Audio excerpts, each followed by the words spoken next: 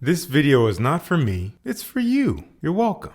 We're back with another simple but not basic video. This video does not feature a list of fragrances that I will be wearing the absolute most this cold season. These are not my 10 out of 10s or anything of that nature. However, all of these fragrances are still very good. And most importantly, they're fragrances that I believe most of you will appreciate. That's right. To a certain degree, we're focusing on mass appeal for once. But of course, this is not a guarantee. You gotta be kidding me. I cannot guarantee you or anyone around you will love these fragrances, but I think most of you will at least like them. Nonetheless, I would still wear these fragrances myself easily because I'm not going to recommend anything that I wouldn't wear. And as many of you know, my taste is pretty particular. I'm not really one to basic bro on a regular basis. I'm looking for a little bit more depth than that. However, since I'm aiming this selection to as many of you in my audience as possible, these will not be the most crazy artistic picks. Not to say none of these fragrances are without complexity. They should all be pretty digestible and easy to understand, but they won't be the most common picks. You're gonna see some stuff you don't see elsewhere, as usual. Let's dive right into it. So we're gonna alternate designer and niche. Designer and niche. Designer and niche. Get some help. You get the idea. No particular order here. First up is Brioni EDT Parfum Intense. Believe it or not, I've been without test strips for like a month and a half. Finally got some more.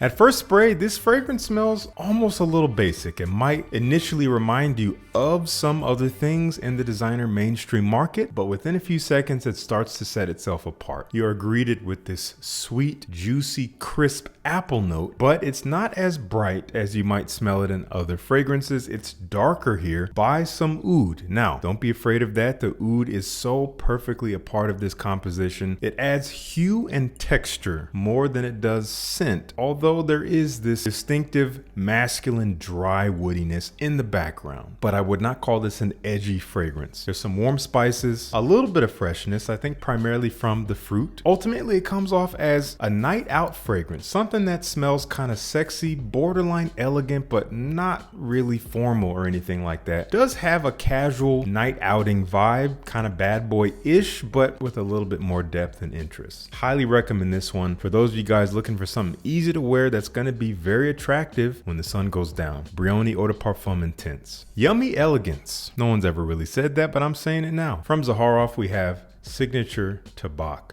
This is one of my favorite fall time fragrances. It is just so quintessentially fall. It is cozy. There is an almost edible quality. I get this sweet, rich banana bread feel, but that is not what it is technically speaking. It is tobacco, more of a leafy tobacco, almost honeyed in a way, definitely sweet, a little bit of a clean, gentlemanly quality to it, all wrapped up in one. Comes off as something quite different, but something effortless to wear. I would save this for maybe wearing a collared shirt, but day or night, it'll work perfectly. You could wear it to work, you could wear it on a date, doesn't matter. Zaharoff Signature Tabac. Here's one from Lalique you don't really hear too much about, especially in comparison to the Noire line. This is called Ombre Noir. This is a warm, spicy, boozy, woody fragrance. It's so inviting, lots of cinnamon in here, a boozy kind of cognac feel or even a brandy, I can't remember, but it's a sweeter, richer boozy note, but there's a lot of dry woodiness. It's like they dumped cinnamon and booze into a wooden barrel. It smells a little bit elegant, but also a little bit fun. I think the booziness adds to a slightly more casual vibe, but I still get nighttime vibes out of this. It could even do well with a little bit of warmth, but the personality of the scent definitely comes across as cooler weather, cozier vibes. Let me know if you dig this stuff. Ombre Noir from Lalique. This next fragrance has been a staple on my channel for years now. I took a chance on a sample many years ago early in my fragrance journey and was blown away, and that really got me hooked and really interested in the idea of going off the beaten path with niche fragrances to find what I love, not just what everyone else is talking about. This was a lucky win. This is from Bois 1920. They call it Dolce di Giorno. Love the green juice, legendary, honestly. And this is a woody fragrance with some warm spices and sweetness. Again, perfect for the cooler weather, but it's a little bit different. Lots of plum and cinnamon and cedarwood and vanilla. All of that sounds probably pretty standard, but what sets this apart is the cypriol. It is a very sharp, woody quality. It's a little stuffy, almost smells like an old room or like an old library. You get that vibe out of it, but it blends so beautifully into the base of this fragrance, adds a warmth, adds a depth, adds a kind of a head tilting, unusual quality, but ultimately it's very easy to wear, very easy to like, but probably smells like nothing you've smelled before unless you've tried Costume National Homme. It's a little similar to that, but I honestly prefer this by just a bit. This is Bois 1920 Dolce di Giorno. Here's one that some of you have probably tried, and I think most of you would enjoy if you like the idea of a dark, warm, spicy, sweet vanilla that's a little tiny bit rough around the edges. From Tom Ford, this is Noir Extreme Parfum. This very gaudy gold bottle, but I think it actually works. The scent goes perfectly with how it looks. There's an edible quality to this vanilla, but it is masculine. Again, there's a roughness to this scent, almost like a dark leather or woods, but it's inside of the vanilla. It's just kind of blended all in there, like they stirred it all together. Definitely smells like the original Noir Extreme. I think if you already have that, you don't need this. They are pretty redundant, but this is a darker, richer version of it. Same identity, a slightly different personality, but only slightly. So I would choose one or the other, maybe sample them both, see which one you like most. But I'm really digging this stuff, and I can easily recommend it as one that is fairly iconic for being a vanilla fragrance, because vanilla is everywhere, but you smell this and you can't really unsmell it, and I think most people are going to enjoy it. Noir Extreme Parfum from Tom Ford. We are halfway through the list, and this is from an indie fragrance brand that is honestly stealing my heart. They just dropped earlier this year, and just about every fragrance I've tried from them has been a knock out of the park. They blow me away. They check every box. This is in the air right now. They're also all pretty dang powerful. So for those of you that really value that, you're gonna find it here. This is probably the most popular fragrance from this house, and I think it is an award winner this year. This is called La Tacita de Cafe from Day 3 Fragrances. Boozy, sugary coffee, brown sugar, warm coffee, like a rum Coke feel. It's like a boozy drink, delectable, but kind of mysterious and elegant all at the same time. Man, guys, this is incredible. This is such a beautiful blend. It wraps you up. It is intoxicating. The quality is amazing. I cannot speak highly enough about this brand, but for now, I would check out La Tacita de Cafe. I do think it is a more than adequate entry into the house. There's a reason why this is probably the most popular. This is an oldie but a goodie. It's been out almost 10 years now. And for those of you that were not crazy about Dior Homme or that collection, this is maybe a slightly more approachable version or take on that type of scent personality from Valentino, the original Uomo.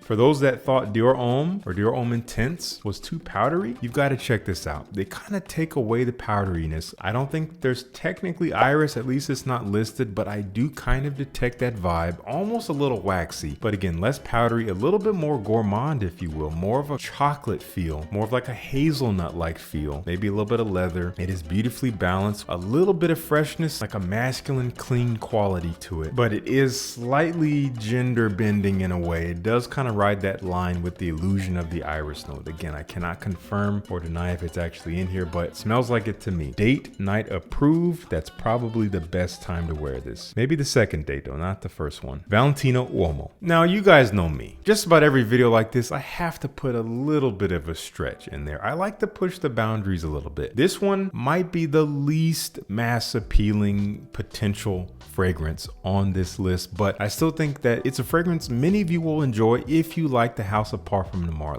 However, it may not be for everyone, but actually the same can go for any of these fragrances, no matter what I think. This is Pegasus Exclusif. Now, I've only spent a little bit of time with the original Pegasus. I do like it. I've been on the fence about getting it over the years. I just haven't pulled the trigger, but it's a well-loved scent for many reasons. This takes that DNA and it does the same thing that Latent Exclusif does to Latent. It darkens it. It adds this sharp oud note, again, adding to this darker quality, a rougher texture, but it still carries that milky creaminess, that sweet vanilla almond metallic feel that you get from the original. It's just darker, maybe a little bit more grown up. This is a fragrance that when you first try it, I don't know if I would advise smelling it up close right away. That oud will come out. It's dark, but it's not stinky. This is classy. It's powerful, at least on my skin. Cool weather, more elegant nighttime vibes for sure. Now this bottle was actually sent to me by a store known as My City Scent. I'm gonna link them down below. Do check them out. They have some great competitive prices on lots of different types of fragrances. They are relatively new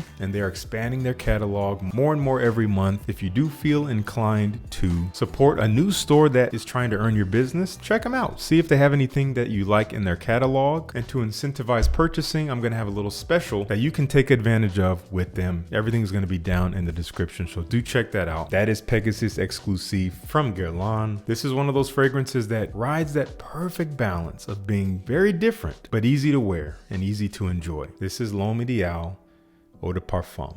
Man, this is syrupy, creamy cherry almond with vanilla. All of that is warmed up by spices and made more masculine by leather, maybe even some woods. Nothing like this. Beautiful blend, has the performance of something you would want to wear on a more elegant or intimate night out when you want to smell different but approachable. Don't need to say much more about this one. L'Homme Ideal Eau de Parfum, I'm gonna have a link down below to check it out if you haven't already for some strange reason. And the final fragrance, this is a brand new fragrance from a house that is getting some serious momentum. I think many of you have loved them as well, those of you who've tried them. This is from Adamo. I didn't realize this had a peel on it to protect the plate. That's actually new. They didn't always do that, at least not with the bottles they've sent me. Numero Quatro. And they started with 1, 2, and 3. They've just recently released 4 and 5. All fragrances are perfumed by Christian Provenzano.